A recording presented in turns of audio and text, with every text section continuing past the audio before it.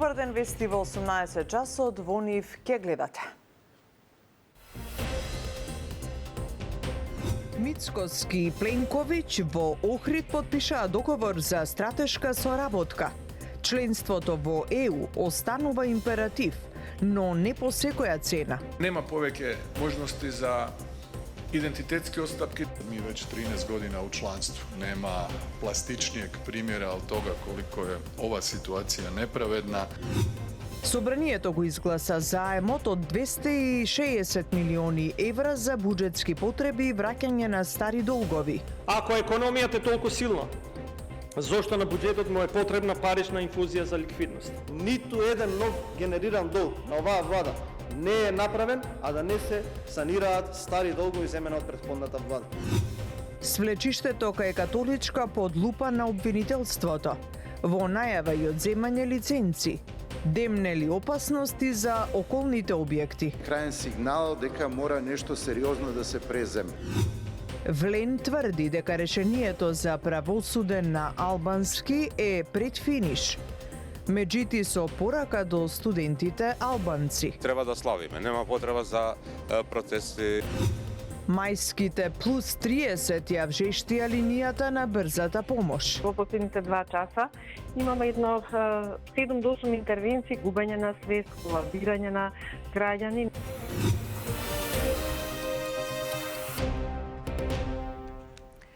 Неправдата врз македонскиот евроинтегративен пат нема никакво оправдување. Хрватска дава силна поддршка за Македонија, порача хрватскиот премиер Андреј Пленковиќ во Охрид по средбата со македонскиот премиер Мицкоски. Во однос на блокадата во евроинтеграциите, Мицкоски го повтори ставот дека не е подготвен за идентитетски отстапки по ниту една цена. По договорите со САД, Британија и со Унгарија денеска е потпишан договор за стратешка соработка и со Хрватска. Афродита Рамос со извештај од Охрид. Македонија и Хрватска потпишаа договор за стратешка соработка. Преку него ќе се продлабочуваат билатералните односи во клучни области, како одбраната и безбедноста, енергетиката, транспортот, производството, образованието и здравството. Договорот е од суштинско значење за еднината на двете држави, потенцираше премиерот Христијан Мицкоски, додека пак неговиот хрватски колега Андреј Пленковиќ го истакна долгогодишното партнерство меѓу двете земји. Овој договор е повеќе од дипломатски акт. Тој представува рамка за долгорочно партнерство и јасна политичка определба за продлабочување на нашите односи. Ке работиме на развој на конкретни иницијативи и проекти во транспортот, енергетиката, информатичките технологии, индустријата, производството, здравството, образованието, јавната безбедност, цивилната заштита, одбраната, сајбер безбедноста и управувањето со границите. Posebno mi je drago da je Hrvatska sa izmjenama zakona o strancima omogućila dugotrajnije vize za vozače, što je bila jedna poruka prije svega nama susjednim zemljama, a naravno da vas u te susjede ubrajamo i želimo da se ti odnosi lakše razvijaju. Cijenimo i dolazak više od 55.000 makedonskih turista u Hrvatsku tijekom prošle turističke sezone, što je porast od skoro 10%. Nadamo se da će tako biti i u buduće, a mi ćemo nakon ovako predivnog boravka u Ohridu preporučiti Hrvatima da dolaze ovdje na godišnji odmor. Imamo direktne zrakoplovne veze. Ние сме предмет на непринципиелни блокади во евроинтеграциите, но немаме повеќе можности за идентитетски отстапки, подвлече Мицкоски, додека пак Пленковиќ посочи дека условувањето со кое се соочува Македонија е длабоко неправедно и понуди помош во премостување на разликите со соседна Бугарија.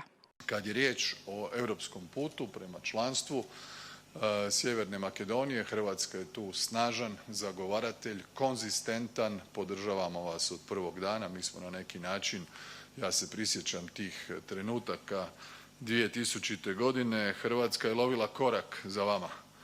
Pa smo onda sad mi već 13 godina u članstvu. Nema plastičnijeg primjera od toga koliko je ova situacija nepravedna i koliko je vrijeme da se ti procesi odblokiraju i da se naprave ključni veliki iskoraci prema članstvu. Nastojat ćemo vam pomoći. Се додека билатералните спорови и така наречениот булинг кон нас од страна на некои земји членки, односно во случајот една земја членка се наша препрека за да бидеме дел од тоа семејство, ова што одамна го заслуживме, за жал, ќе се оддалечува и ќе се оддалечува. Но ние не губиме надеж, не губиме енергија, туку напротив, ќе продолжиме силно да работиме, како што работиме овие, би рекол, не цели 2 години од како сме избрани како влада, и очекуваме дека ќе добиеме таа шанса да бидеме дел од тоа семејство во кое што сме таму. Но нема повеќе можности за идентитетски отстапки, нема повеќе можности за чекор назад кога станува збор за нашите, би рекол, национални одредници, кукава и да е таа цена. Пленковиќ се заблагодари за, како што рече, одличниот третман на хрватите во Македонија, додека пак Мицкоски рече дека акцијскиот план за малцинствата е готов и чека зелено светло од Брисел. Предлог законот за задолжување со заем од 260 милиони евра попладнево е изгласан во собранието. На гласањето му претходеше остра расправа меѓу власта и опозицијата. Ивана Стојановска со деталите. И покрај тензиите и острите дискусии, собранието експресно го изгласа новото задолжување, со кое земјава ќе добие 260 милиони евра од 5 меѓународни банки. Предлог законот за заемот помина со 65 гласа за и 14 против. Според СДСМ, предлог законот се носи преку кршење на деловникот и за обиколување на собраниските процедури. Критикуваа и дека каматните стапки се превисоки, а средствата наместо за капитални инвестиции за подобар животен стандард ќе се користат за покривање на буџетски дупки. Од власта возвраќаат: враќаме долгови направени во времето на СДСМ, а заемот е обезбеден по најдобри услови на пазарот. Ако економијата е толку силна, зошто на буџетот му е потребна парична инфузија за ликвидност? Одговорот е затоа што за триумфалната риторика стои исцрпена фискална позиција. Владата бараше 30 милиони евра, 300 милиони евра, а договорила само 260 милиони евра. Ниту еден нов генериран долг на оваа влада не е направен, а да не се санираат стари долгови земени од претходната влада. Тука почитува на јавност, имам неколку диаграми во кои што вие можете да ги видите истиковито долговите кои што оваа влада, кои што овој народ треба да ги врати, затоа што некој претходно ги зел. Кога се пари во прашање, кога буџетот е во ваква кризна ситуација како што е, власта е спремна на се и целосно прекршување на деловникот, на правилата и на процедурите во собранието. Не можеме ние да го полниме буџетот со бројчаникот на Заев. Го гледате вие бројчаникот на Заев? Јас не го гледам, претпоставувам дека само во главите на СДСМ тоа се гледа. Од СДСМ реагираа на отсуството на министерката Димитриевска Кочовска и ја повикаа да одговори дали подготвува и ново задолжување. Од власта посочија дека била на службено патување во Словенија, а наместо министерката предлог законот го образложи заменик министерот за финансии Николче Јанкуловски, кој кажа дека парите ќе се користат за капитални инвестиции и сервисирање на обврски од буџетот. Станува збор за финансирање на општи буџетски потреби, на капиталните инфраструктурни проекти кои што ги реализира оваа влада и секако на сервисирање на старите долгови, меѓу кои таа евроврзница од 700 милиони евра. Законот се донесе откако претходно комисиските расправи течаа со прекини, пошто од опозицијската СДСМ ја напуштија седницата за финансирање и буџет, а Гаши за председавач го назначи Бојан Стојановски на местото на Лукареска. Заемот се зема со рок на отплата од 7 години, од кои 3 години се грејс период и со варијабилна каматна стапка. Од ноќеска на полноќ за половина денар се зголемуваат цените на бензините Евросупер 95 и 98, додека цената на дизелот останува иста. Со новата одлука на Регулаторната комисија за енергетика, литар бензин 95 октани од полноќ ќе се точи по цена од 87,5 денари. 98 октани ќе изнесува 89,5 денари за литар, додека дизелот ќе се продава по цена од 92 денари. Во просек со последната одлука на Регулаторната комисија за енергетика, цените се зголемуваат за 0,46%. Во меѓувреме сила се мерките за намалени акцизи на дериватите кои важат до 1 јуни, како и повластената стапка на ДДВ од 10% за бензините. Последниот инцидент со свлечиштето на градилиште кај католичка црква оди под лупа на обвинителството. По констатираното оштетување на коловозот, тротоарската површина, канализационата мрежа и уличното осветлување, но и низ за неправилности во однос на изведбата на објектот, Општина Центар информира и дека ќе побара одземање на лиценците на одговорните вклучени во изградбата. За ова Маја Стојановска. Најстроги санкции, одземање на лиценци, пријави до надлежните институции. Ова се дел од мерките што ги презела Општина Центар по инцидентот на булеварот Теодоси Гологанов во близина на католичката црква, каде при ископ за изведба на зграда се појави свлечиште, што оштети дел од коловозот и тротоарот, канализацијската мрежа и уличното осветлување. Ден по инцидентот, местото е обезбедено со предупредувачки ленти. Инцидентот се случил вчера, при ископ на земјиште со багер за изградба на нова зграда. Откако земјиштето под асфалтот пропаднало, багерот бил затрупан, но за среќа, лицето кое го управувало успеало да се извлече на време.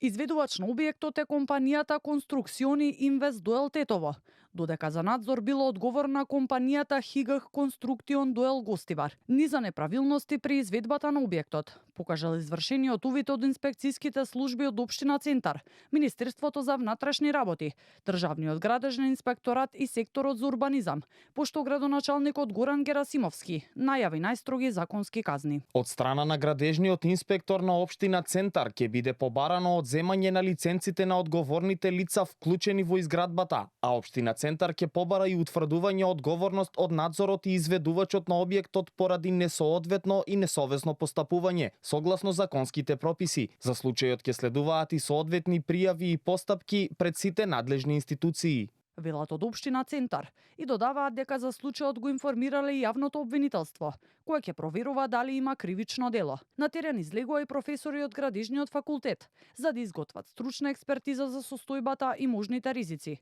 Деканот Јосиф Јосифовски предупреди дека постои опасности за околните објекти и оцени дека случајот е краен сигнал за воведување построги стандарди и процедури во градежништвото. Постојат јасни правила и стандарди за тоа како треба да се однесуваме, како да градиме, како да проектираме, меѓутоа сепак и поред тоа ни се случуваат вакви случаи како неодамнешната, тоа е повторно затрупување на градежна јама, што е веќе краен сигнал дека мора нешто сериозно да се преземе. Неопходно да се пропишат нови процедури, стандарди кои ќе не обезбедат од појавување во иднина на слични настани. Имено, за среќа немаме човечки жртви овој пат, меѓутоа имаме материјална штета, имаме опасност од проширување на тоа слекување и на соседните објекти. Овој случај доаѓа неполн месец по сличниот инцидент во Скопска Киселавода, каде при ископ за темелна зграда загина едно лице, а тројца беа повредени.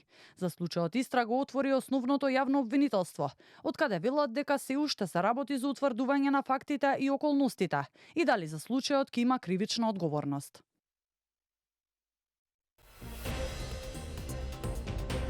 По безмалку 2 месеца примирие, САД повторно изведоа напади врз Иран. Техеран се заканува. Цената на нафтата со нов скок.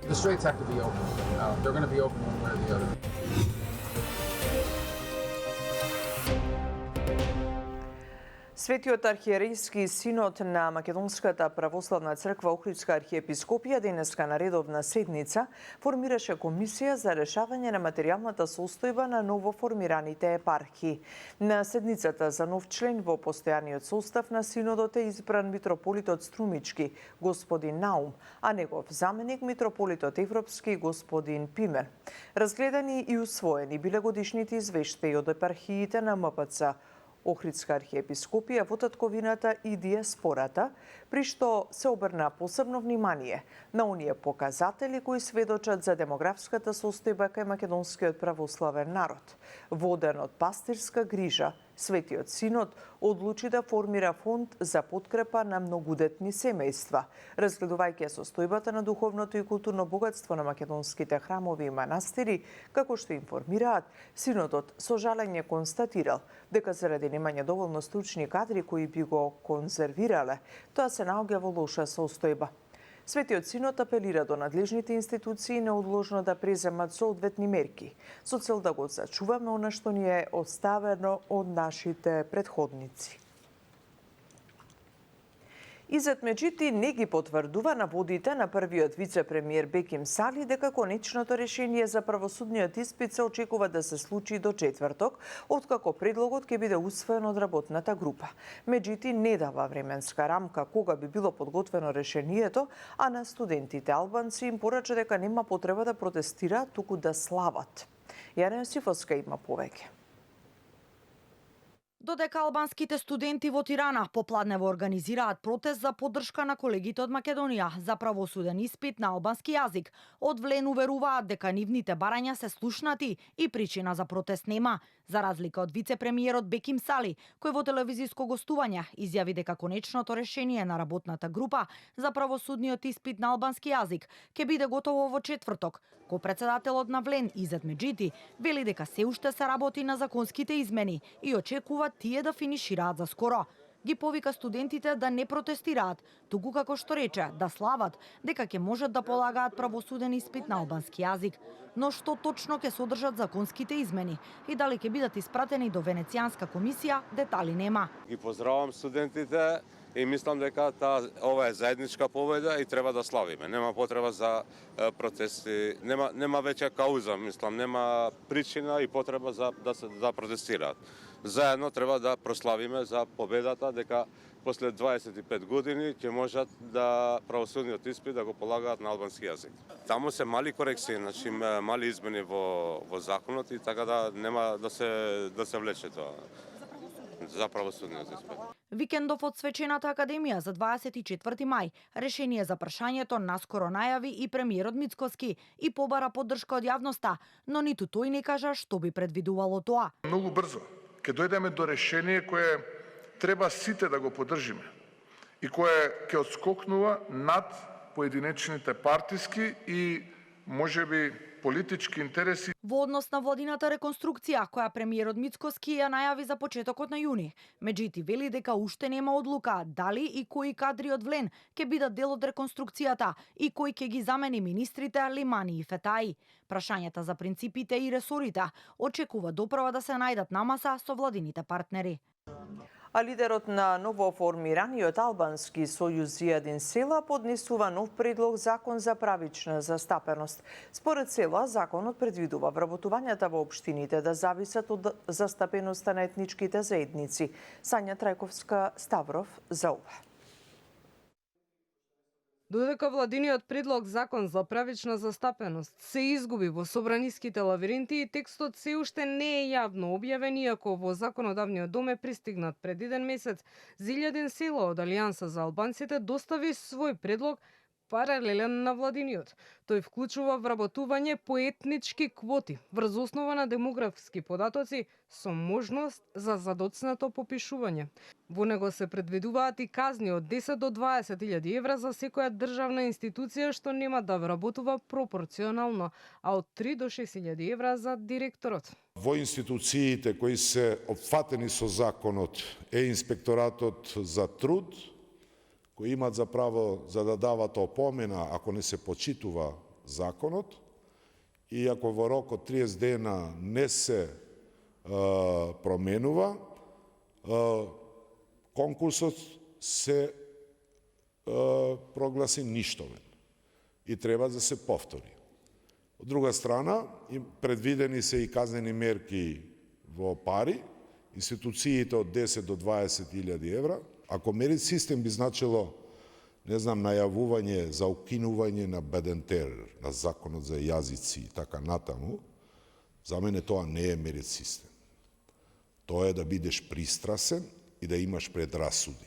Додека Села очекува поддршка за неговиот предлог за правична застапеност од сите пратеници. Вели дека преговори за влез во влада по најавената реконструкција досега немало.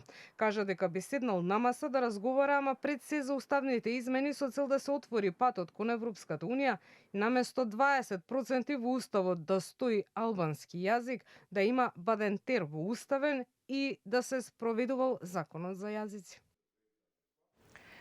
И според министерот Тошковски, обвинителството за организиран криминал и корупција во оваа фаза требало да се воздржи со споделување информации поврзани со наводната шпионска афера во кабинетот на претседателката Силјановска Давкова.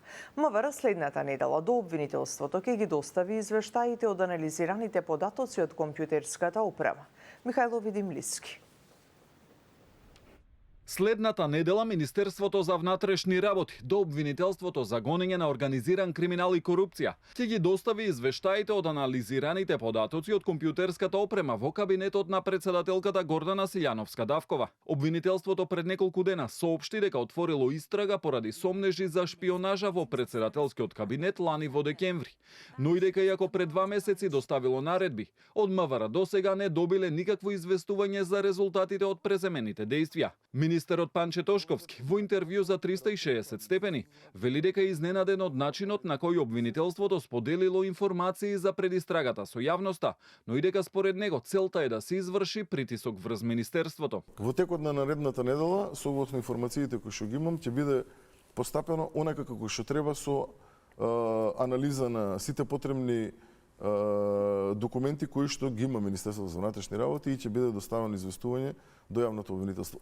И тоа ќе се случеше и без да оваа тема биде отворена во јавност, и без да се отворат одредени шпекулации во јавност, и без да се спроведе оваа стратегија на напад на Министерството за внатрешни работи од страна на орган кој што добар континуитет наназад има со 2-3% рейтинг.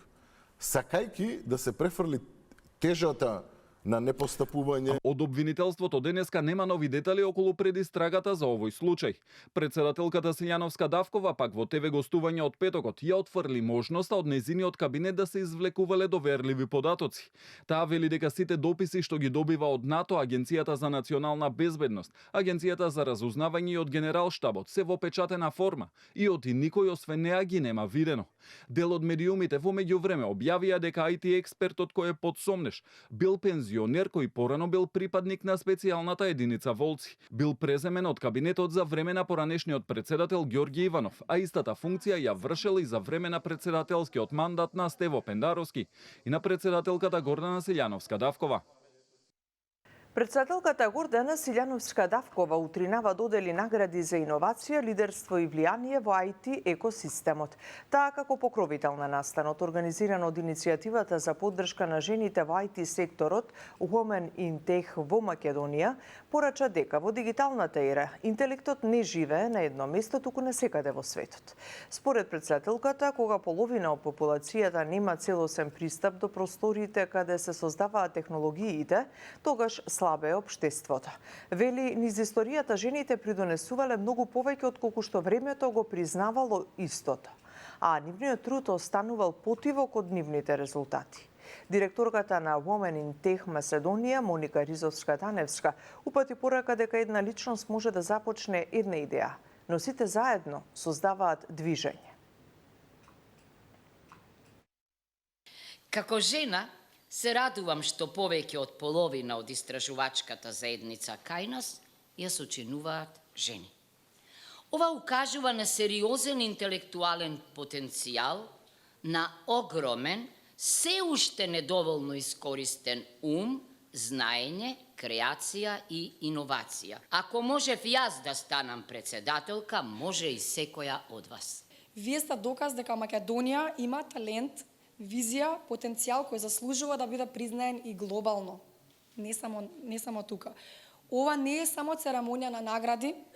Ова е доказ дека Македонија има луѓе кои што не чекаат идената да се случи, туку вистински ја создаваат. По рекламите гледајте само вистина, ние се гледаме во вечерните вести. Пријатно.